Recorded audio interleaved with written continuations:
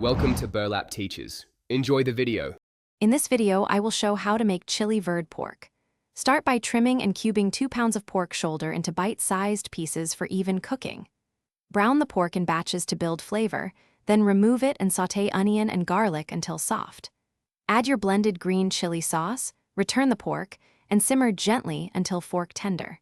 Taste and adjust salt and acid before serving over rice or with warm tortillas. Make a rich sauce by charring and blending your green chilies with garlic and onion until smooth.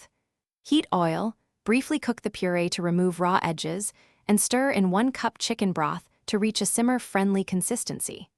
Return the brown pork and add cumin, oregano, and salt, then simmer gently until the pork is tender and flavors meld together. Finish with lime juice and fresh cilantro if desired. Control the heat and patience is key for tender chili verde pork. Simmer covered for 1 to 1.5 hours until the pork falls apart. If the sauce is too thin, uncover and reduce slightly to concentrate flavor, or thin with a splash of broth if needed.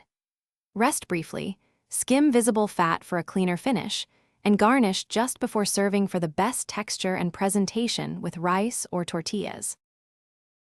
Thanks for watching. Consider subscribing if this video helped you.